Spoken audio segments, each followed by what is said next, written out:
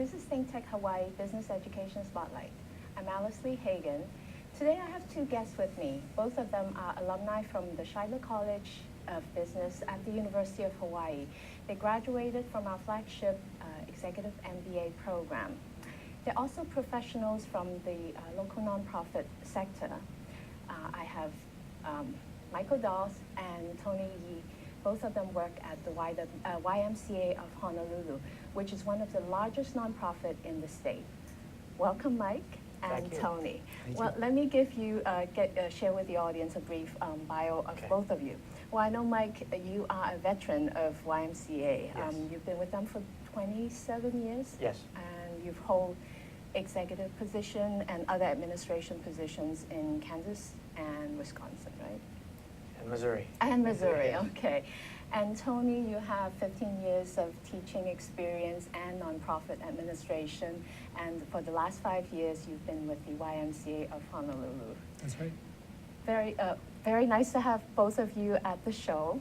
Well, first of all, let me start by asking you the history of YMCA here in Honolulu. As I mentioned earlier on, it's one of the oldest nonprofit here, and it started in 1869, and I'll let you fill in the rest of the story. Okay, thank you. So the YMCA of Honolulu started in 1869 as a single branch. Now we have 9 branches, all located on the island of Oahu. We're a nonprofit charitable organization. We're dedicated to strengthening the community. And the reason we have so many branches is that we have a lot of communities on Oahu, and the communities are each different.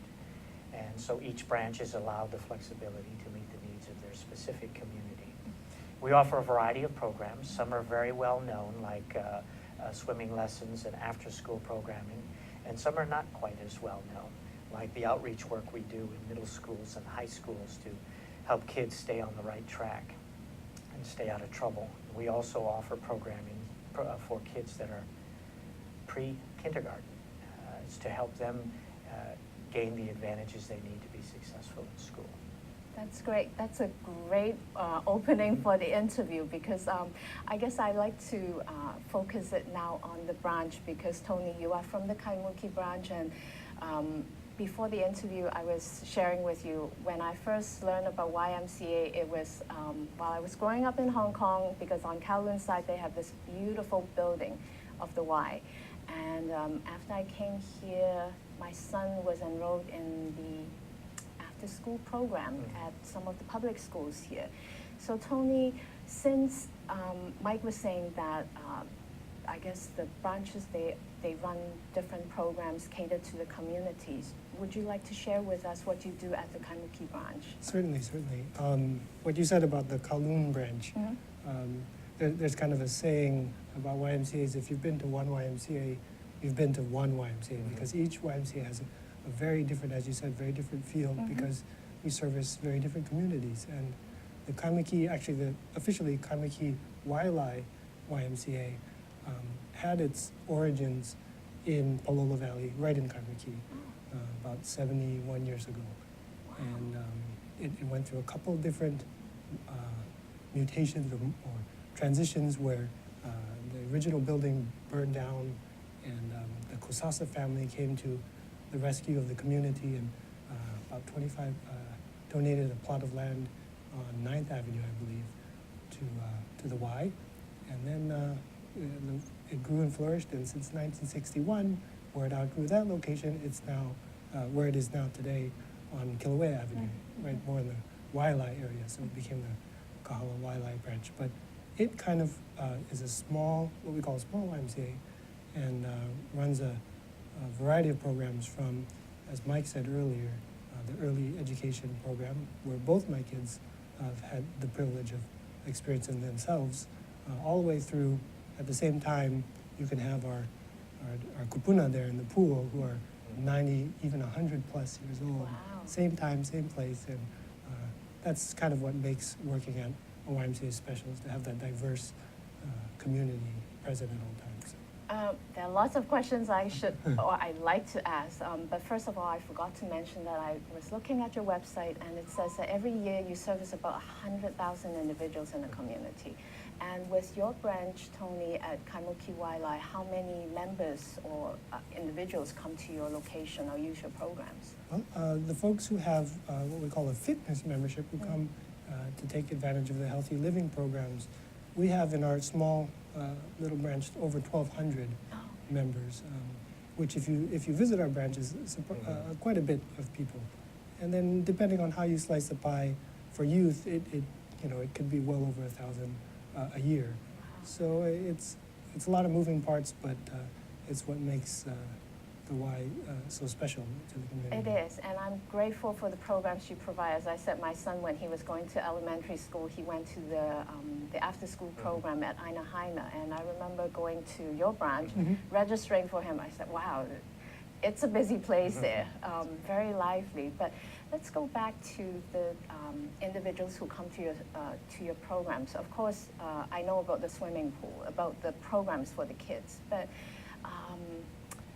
there are other market or other groups of people you service. And maybe if I can ask the producer to share the first video, I'd like to show this story, but as I said, I've divided into two parts. So maybe we can show the first video and then get some comments from the two of you why you decided to outreach to these groups, and then maybe we can play the second half, which has a happy ending, without giving too much away. So producer, could you roll the first video, please?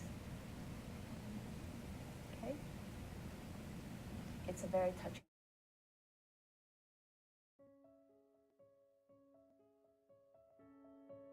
When I was small, I really loved school. I was too young for real grades, but I got a lot of gold stars, and that made my mom really proud.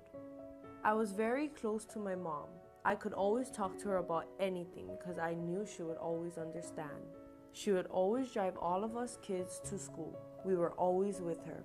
When my brother was 16 and my sisters were 6, 14, and 15, and I was 10, our mom got very sick. We didn't know what was wrong with her, but she had to stay in bed. When she got to the hospital and had to stay, I got really scared. The doctors did a lot of operations to figure out what was wrong. Before each operation, Mom would pull us aside and tell each of us what she wanted to see out of us and what she wanted us to become, just in case she didn't wake up.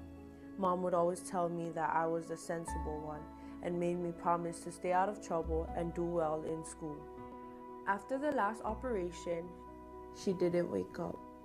We kept thinking she would, but she never did. I was 11 and in the 6th grade. That was also the year I got my first report card with real grades, all A's. That would have made my mom smile. But now, with my mom gone, our whole family was very sad. They gave up and everything was falling apart. I did my best to try to keep everyone together. I thought that if I showed them that I could manage without Mom, maybe they could too. But it was really hard. By the 7th and 8th grade, I was getting into trouble, big enough trouble to get suspended twice. People didn't think I would finish school. Okay, Tony, I know you know quite a bit about this program. You mentioned your predecessor started this whole initiative. Tell us about it, please. Right, it's called College Camp, and that's one of the reasons I'm grateful to work for the Y, because she was kind of given the freedom to kind of think entrepreneurially and to create a new program. And what this program does is it takes students from probably the most under-resourced schools across the state, neighbor island as well, and brings them together to the Y to provide them with the resources, and especially what the Y can do is provide them with the relationships to help them not only succeed in their high school goals, but to go beyond that and achieve their college goals. So that's kind of what how Tamafa got involved with the Y, is through that program. Okay. So you said this is available to anyone, even though on the neighbor islands. So did it start from a specific branch? where this program was developed? That's right. It started, I previously worked at the Atherton YMCA that serves college students, and actually the thought process was, how could we provide college students with a rewarding experience to develop their own leadership skills and to help them succeed in college. And the solution, or the proposed solution, was give them the opportunity to help someone else and to be servant leaders. And that's a term we use a lot at the Y for both our college students and our teens. And we want to foster that sense of servant leadership. So it started with the college students, actually, and they took this under their wings and saw the need in the community, and they helped these students along, not only in that 1 week, but throughout the academic year, throughout the calendar year, really, to encourage them to stay close to their goals and not get involved in some of the other things that their friends are getting involved in. And we've seen some quite surprising and pleasing results. Oh, that's wonderful. Let's hold on to that, but let me come to you, Mike. You oversee 9 out of the 10 branches then, is that Correct. So how did you get in, what was your involvement in this project then? Well, education is one of those resources, when provided, helps everyone. Mm-hmm. And so our approach was to identify those populations that perhaps didn't have the same access to education or the same opportunities from an educational standpoint that others do. And it wasn't just this particular group, low-income high school students who may not be thinking about college. It's across the educational spectrum, starting once again with the pre-K folks who don't have access to kindergarten, and so working with the caregivers to help them prepare the pre-K folks on up to high school students to help prepare them for college. So it was part of a continuum, part of a plan to reach out to the very young on up to high school students. As Tony said, this particular program, College Camp, has been very effective, very successful. Well, let's see what the end result is. Okay. Producer, could you roll the second part of the video? And then I guess when we come back, I'm interested in learning, when you start these ideas, and does it come from the branch level and then it goes up to the top? So we can talk about that afterwards. But yeah, let's share the second part of the video. But my counselor believed in me and taught me to believe in myself all over again. My grades got better and better. When I was a sophomore in high school, my counselor said I should apply for the YMCA college camp.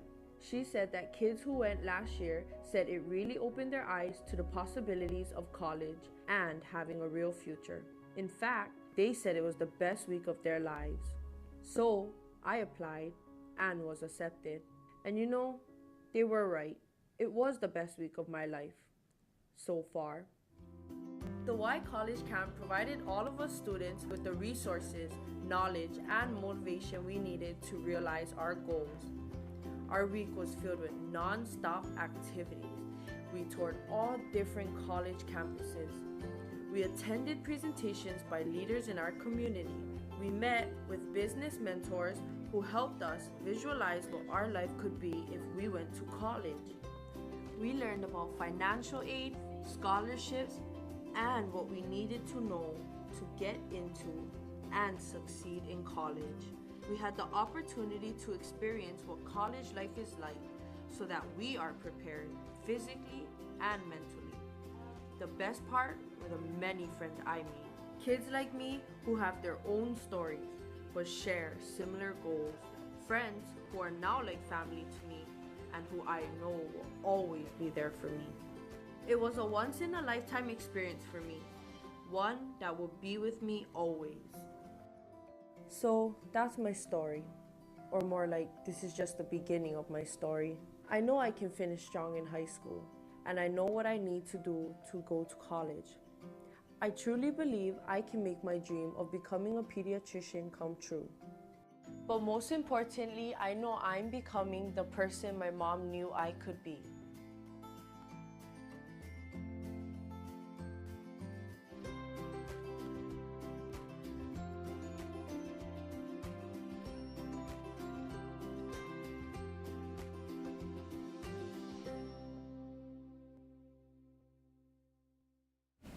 Martha's story is an amazing one. So you mentioned earlier on that you get a lot of great satisfaction. You want to make a comment on that? Sure. I mean, I think for all of us at the Y, it's certainly satisfying to see a lot of these students from this college camp program reach their college goals. Yeah, it might be a little more glitzy to talk about that some of them got into IVA or IVB or UC Berkeley, or which is certainly true for some of them. But it's more gratifying to me to have seen some of the kids who, were never, college was never even a blip on their radar, and to have them get into a great community college, and we're very grateful to UH Manoa for offering each of these kids an acceptance letter upon completing college camp. So I think that went a long way into boosting confidence and having that goal so much closer in sight. Well, thank you for that comment. And with that, we'll go on to our first break. My guest is Michael Doss and Tony Yee from the YMCA of Honolulu. We'll be right back. Aloha, I'm Keli'i Akina, president of the Grassroot Institute. One of the things I love being, however, is the host of the weekly program on ThinkTech Hawaii called E Hana Kako, which means let's work together. I get to interview movers and shakers in our town and across the world so that you and I together can learn and to grow. Please join me every Monday from 2 to 3 p.m. or watch us on the recording www.thinktechhawaii.com. Aloha and E Hana Kako. Let's work together. Welcome back. This is ThinkTech Hawaii Business Education Spotlight. My name is Alice Li Hagan. If you are just joining us, my two guests are Mike Doss, the Executive Vice President and COO of YMCA of Honolulu, and Tony Yee. He is the Executive Director of the Kaimuki Wildlife Branch. So we were talking about this great teen college camp program. Now, how do these ideas or programs get developed, Mike? Well, that's a good question. And they can start from almost anywhere. It's not always from inside the YMCA. Sometimes it starts with from outside the YMCA, from members or other partners, other groups that we're working with. Now, once it does come internally, then we do have a structure in place to help vet and then maybe develop and implement the various ideas. We have a variety of quality teams that focus on an area. For instance, we have a quality team that focuses on membership. One focuses on aquatics. One focuses on teens. One focuses on childcare, etc. And generally, the ideas go to a quality team for further exploration and vetting. And then from the quality team, they go to what we call the operations team, which is a group of that includes myself and the branch executives. And then from there, if it makes it out of the operations team, it goes to what we call the Metro Exec team, which is the president and the 4 vice presidents. Wow. You try to service a lot of people in the community. So how many of these programs and ideas do you get coming through to these different groups for, I guess, for further research and approval?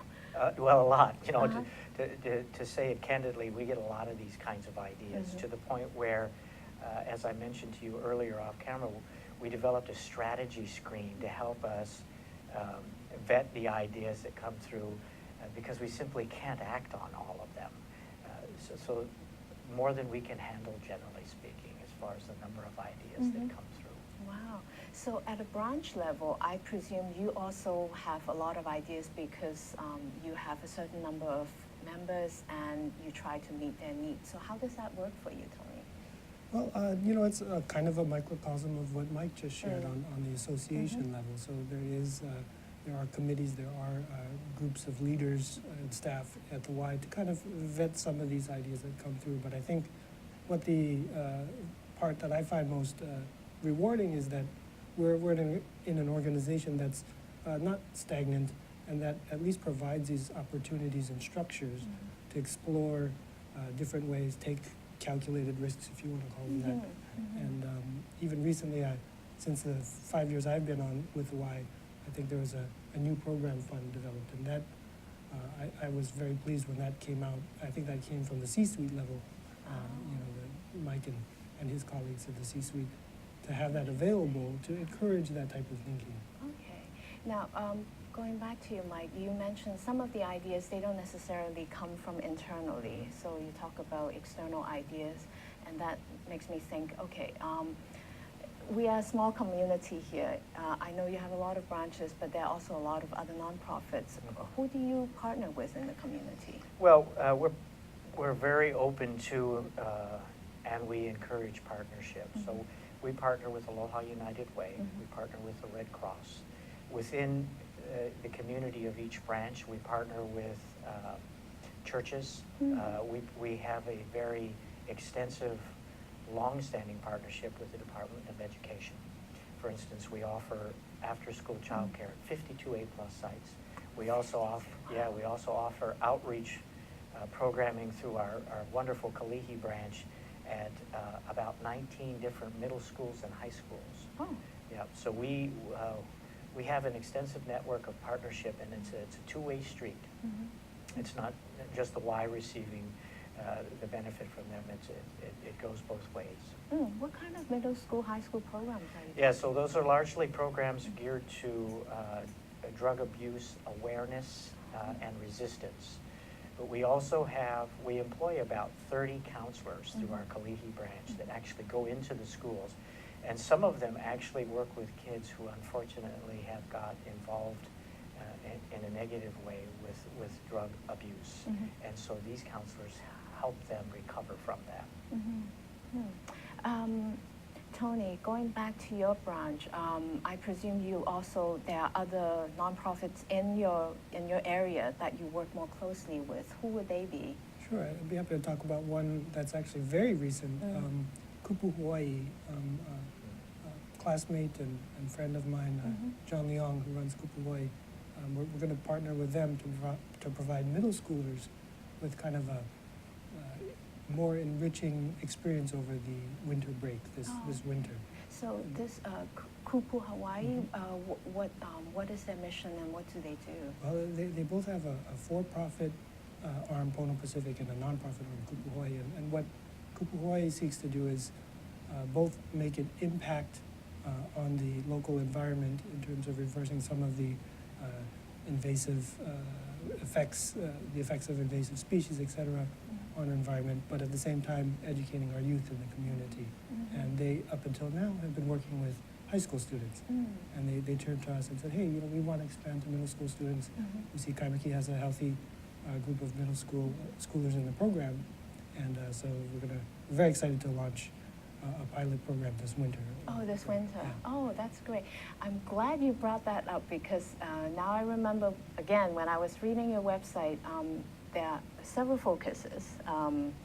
Youth development, healthy living, and social responsibility.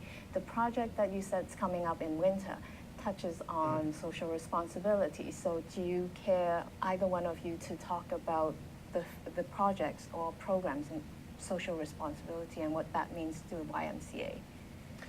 So social responsibility, of course, is one leg of our three-legged stool that you just mentioned. And we offer a variety of programs that impact social responsibility. But before we get into that, let me just state that many of the programs cross boundaries.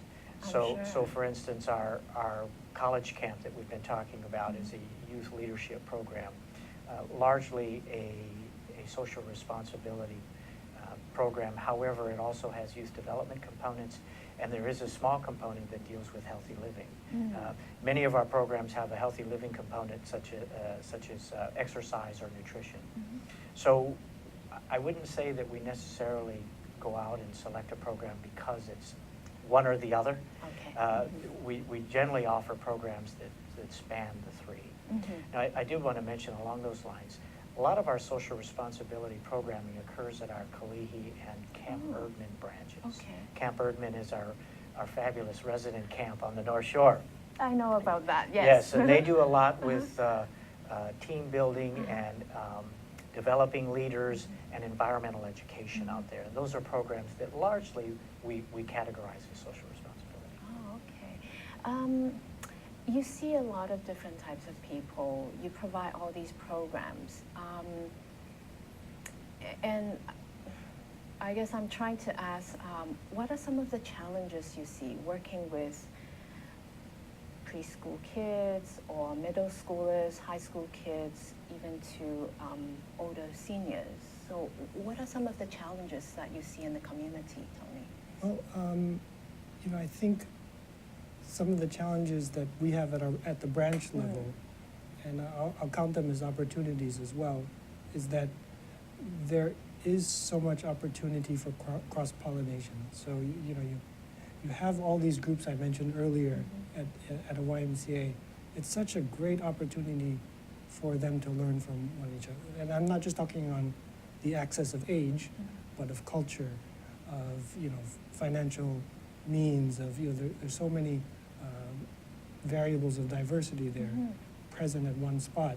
And sometimes that can be a polarizing and separating kind of a variable, but if aligned properly, you can really provide our youth with the wisdom of the kupuna, or kupuna with the energy of our youth, and we're starting to, at least at Kaimuki Wildlife, starting to turn that corner, and that's what makes coming to work so exciting, is to be able to kind of meld those. That's great. So you're saying that you actually have programs that utilize, I guess, intergenerational type of programs then? One recent one that we're piloting at Kaimuki is called Togetherhood. It comes from our national office, YUSA, and there are several Ys currently across the country piloting it. And what it does is it just quite simply provides an opportunity for everyone at the Y to give back. Certainly fitness members who come there just maybe typically to run on the treadmill or swim in the pool. And then here's an opportunity to, meet someone from the preschool, meet some parents, and get together in the room, wrap some packages for the needy in Waimanalo, talk story, wrap it up, and deliver it over to the health center over there. And so, yes, in short, we do have some programs that kind of cross those boundaries. Okay, I know you said they're not challenges, opportunities, so I'll change the way I ask you this question then. You oversee a lot of branches. They obviously have different needs, different opportunities. How do you manage that, Mike? Well, it certainly is a challenge. Now, to address the first part of your question with respect to opportunities, internally, one of the opportunities we struggle with at virtually every branch is parking. Yeah, and then the second one, which is related to that, which is more of an external one, is transportation. For instance, we offer a lot of great programs, many of them for youth, but if the kids can't get there, the program is not effective. So when you discuss challenges and opportunities, we have to, particularly with the youth program, we have to consider transportation, even though we're not specifically in the transportation business. But transportation has to be part of the equation, and if it's on-site, then parking has to be part of the equation. Where are we going to park the kids? Where are we going to have, park the cars? Where are we going to, so the kids can get inside to the program? Well, fortunately, we do have 9 talented branch executives. Okay. And that run our individual branches, and they're cohesive, they're very collaborative, and they're very willing to help each other out. So monthly we meet as a team, and we actually work together to try to solve the challenges of the association. So I presume the parking transportation is an ongoing challenge. It is. Yeah, I suspect it's been that way for decades. And if you serve more and more people, that will continue, right? Yes. So, for instance, at our new Wano branch, one of the solutions that we're working on is a parking structure.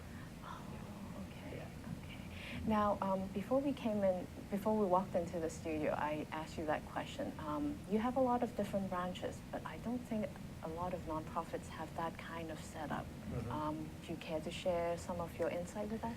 Yes. So the YMCA certainly has a scope and scale that is beyond most. Many organizations focus on one or perhaps 2 things, whereas the YMCA, we have lots of different interests and programs, to the point where sometimes we spread ourselves a little thin and we have to rein ourselves back in. And we've been effective the last few years in doing that with our strategic planning process and the development of, as I mentioned earlier, the strategy screen. we've come to realize that we can't be all things to all people, but we can be something significant, something impactful to a more limited or more select group of people. And I think you certainly have. And we're coming on our second break, but when we come back, I'd like to ask you about, things that you've been talking about, strategic planning and all that. It's really a business, something businesses, private sector does. And what are some of the things that private sector could learn from nonprofit? So we'll take up on that question after the break. You got it. My guest is Michael Doss. He is the Executive Vice President and Chief Operating Officer at the YMCA of Honolulu. And my second guest is Tony Yee. He is the Executive Director of the Kaimuki Wildlife Branch. We'll be right back. Hi, I'm Jay Fidel. I'm one of the 20 hosts at ThinkTech Talks. And we have 20 shows, 4 every afternoon. One of the shows that I host is Agritech in the Islands.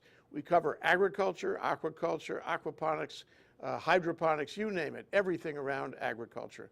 We want to show you what's going on all over the state in agriculture. Come and watch, 4 to 5 p.m. on Mondays. I'm Jay Fidel here at ThinkTech Talks. Aloha. Welcome back. This is Alice Li Hagan with ThinkTech Hawaii Business Education Spotlight. If you're just joining us, my guests are Michael Doss and Tony Yee from YMCA of Honolulu. So we were talking about the strategic plan, and you said that YMCA has to be serving certain segment of the community to be of significance. So my question is, how does the private sector, or I guess how do private sectors learn from nonprofit and vice versa? You've been in this business for a long time. Mm-hmm. What would be your thoughts on this? Well, clearly as a nonprofit, we don't have stakeholders in the traditional sense or the historic sense of, say, Wall Street. Mm-hmm. So we don't have to provide dividends in that capacity. So we reinvest the money back in the organization. So we have a mission, we have a vision, we have a strategic plan, just like for-profits, but we put the customer, the member, if you will, first. And I think if there was one thing that I would pass on to the for-profit sector, it's that. Whereas I think many in the for-profit sector, the stakeholder comes first, and I would turn that around. Yeah, it's still an ongoing debate, but yes, customers comes first. And now you've talked about what private sector can learn from nonprofit. What about the other way around? How has the nonprofit sector been learning from the private sector? Well, certainly from a business perspective, we need to be responsible stewards. We do get donations and we do have earned revenue, but regardless of where it comes from, we need to be responsible in spending it in a prudent manner, and that is the money is going to help the people that we've said we're going to help. And to do that, we need to be a well-run organization. Expenses need to be managed, revenues need to be managed. We, of course, need to make sure we're not spending more than we're bringing in. And to do that, we need to be more business-like, which I think from my perspective is one of the reasons I looked at the EMBA program. That's a great lead-in into why both of you decided to get an EMBA degree from the Shiloh College of Business. So, Tony, I'll turn back to you. So what made you decide to join our program? I think very simply put, to be able to do my job better. And I think what Mike described was kind of a situation I found myself in when I first joined the Y. I took a very rudimentary fiscal management, intro to fiscal management training with the Y. And I saw that some of my colleagues had the ability and had the tools to be able to really change the finances into impact and translate into impact into the community. And with my background being more in teaching and more in music, I didn't have that. So I saw the EMBA program as probably the best and quickest way I could essentially do my job better. Okay, so you started with Ember 17, and I think that was in 2009. That's 10. about right, Okay. 9. And Mike, you're from the Amber 15, and Yeah. that was 2009 for sure. Wait. No, 5 to 7. Oh, 5 to 7. Yeah. Okay. Started in 5, we Okay. graduated in 7. Okay. Yeah. So Tony, when you first joined the program, did you know about Mike being one of the alums from the program? Did you talk to him? Yes, actually, okay. after I first started to look into it more, I think someone in the admissions office had mentioned Mike's name and said, "Gee, you know, Mike was in the program." And I said, "Actually, I didn't know." So we did sit down at the Nuuanua, and he gave me a 1-hour synopsis of what to expect. Okay. 22 months of program. Yeah. And I wasn't scared off. Okay. Oh, Suffice it to good. say, a little scared, but not scared off, Okay. and decided to take the plunge. Do you remember what you told Tony? Well, I encouraged him to take the program, but I also couched that with the fact that his social life would be severely impacted. So that That's a nice way of putting it, yes. His life would be work and school, and with a little time for family. So to basically, put his nose to the grindstone for 22 months, and then it would be an experience he would never regret. So I hope that's the case. So far. Well, you mentioned that it's an experience that you wouldn't regret. So what are some of the things that you remember best from your programs? So with respect to EMBA 15, I think what stands out to me is each semester we were put in a group. So we had 4 different groups. And the relationships, the friendships, I think, that came out as a result of that group work still go on today. Oh, we still get together wonderful. for lunch, yeah. And so I think those relationships that came about as the group work that was mandated by the different professors were the most meaningful to me. What about for you, Tony? I'll have to echo that statement and then add on to that, because I think I probably ended the program at a point where Mike probably started the program. I thought that each semester with the class work and the coursework, I could apply it immediately to my job. So the very next day I could bring in some new material, sit down, work with it, and be more effective. So, and vice versa, truthfully. I could bring that experience of work and apply it to what the new concepts were in the classroom. So I think that in addition to the relationships, certainly being able to put it to use right away. Oh, that's great. Now, of course, I have to put a plug in for the fact that we'll be recruiting for the 20th cohort of the EMBA program for 2015. So now you've talked to Tony when he was thinking about pursuing the degree. Tony, if I were to ask you that question, for prospective EMBA candidates, what would your advice be for them? I would say maybe 2 things.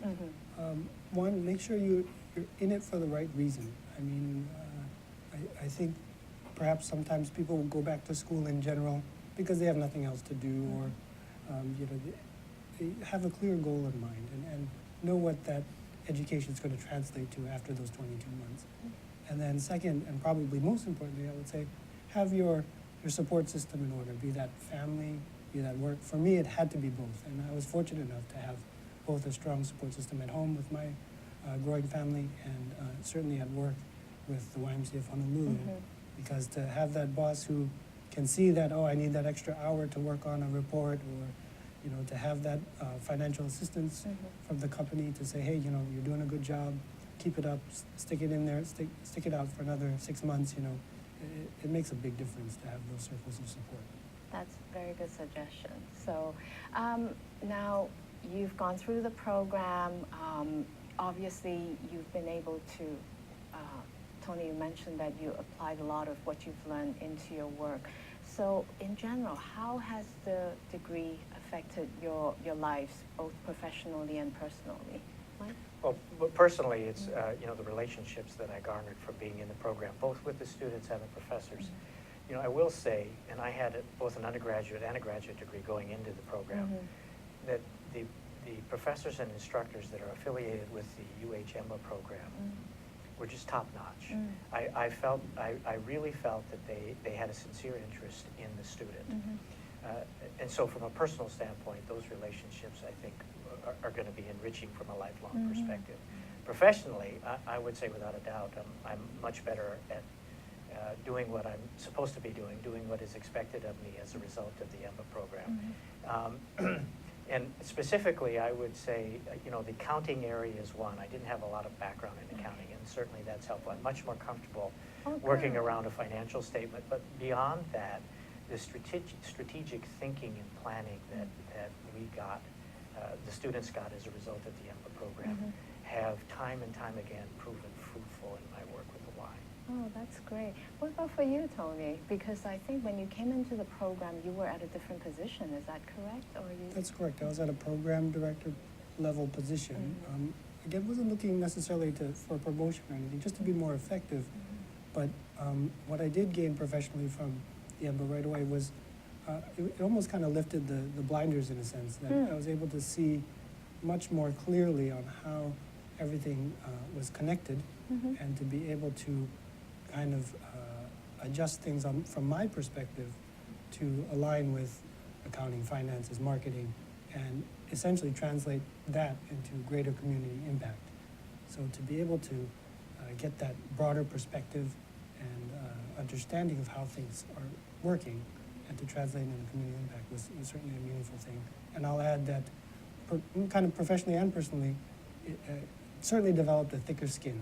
And to be able to balance, I mean, a lot of things are a lot easier now after those 22 months. Really? Wow, that's good to know. I've never heard of that. Yes, so. yes. I mean, just the strain it puts on you, kind of intellectually, on your family life as much as your social life, and it kind of raises your tolerance for a lot of things in a way, in a good way. Oh, good. So my last question for the two of you, you've got a lot of things going on at the branch level, at the, I guess, the head office, metro, association level. In the next few years, any plans, upcoming projects, where do you think things will go? And maybe I should start with Mike then. So from my perspective, we have two big projects that we're working on. One is the redevelopment of the central property. That's the branch on Atkinson Drive. Okay. And then two is the sale of the Atherton property, which is near the UH campus. The sale of the property and then the transitioning reformation of the Atherton branch. So those are two very large projects that are consuming lots of our time. Okay. And will be for the next couple of years. Wow. All right. So you're selling the one across from the university, and then you are redeveloping the central one. Yes. And how are the programs going to be affected then? So the central branch, obviously, we're going to need to tear that building down and then build a new one. And the estimated time frame right now is about 22 months. So for those 22 months, many of those programs will not go on. We have been successful at moving some of the programs to other branches, and we've been successful in transitioning members to some of the other branches. However, we just can't, we don't have the capacity to absorb it all. So there will be an interruption in those programs for a period of time until the branch reopens. Atherton, we're hoping that the programs will not be interrupted. We're selling the property, but the branch work continues. Oh, okay. So we're looking for an alternate space in or on the in or around the UH campus. Oh, okay. Give us a snippet of what we can look forward to once the central branch is reopened. So first and foremost, a brand new building. The building right now is built around 1951, and it shows its age. So we'll have a brand new building. It'll be much more energy efficient, much more environmentally friendly, much smaller carbon footprint, but we'll have a beautiful aquatic center with a whirlpool, a therapy pool, and a lap pool. Wow. A beautiful exercise area, and we'll also have 2 group exercise studios with a wonderful sound system in each one, and then a half-court basketball gymnasium. Oh my gosh. Okay, something to look forward to. Something to look forward to. Okay, what about for you, Tony? Well, in the next couple of years, I think the Kaimuki branch is the only branch that's really on leased land right now, and 2 to 5 years out, I'd like to get the branch in the best position possible for whatever the future may bring for the facility, whether that we're able to stay put for a while, or if we will end up having to move Oh my you know, goodness. that would be a transition as well. I Uh-huh. mean, I think that's a little bit further down the line than Atherton and Central, but certainly on my radar. Okay. And something that we have to be kind of ready for and be nimble when it does happen. I guess it is something in the works, right? Yes, it is. Okay, well, wonderful. Thank you both for coming to the show. It's great pleasure to talk to you. Our pleasure. Thank you for having us. Thank you, Alice. My guests are Michael Dawes, the Executive Vice President and Chief Operation Officer at YMCA of Honolulu, and Tony Yee, the Executive Director of the Kaimuki Wildlife Branch, also YMCA of Honolulu. Thank you for watching this show, and we'll be back next week.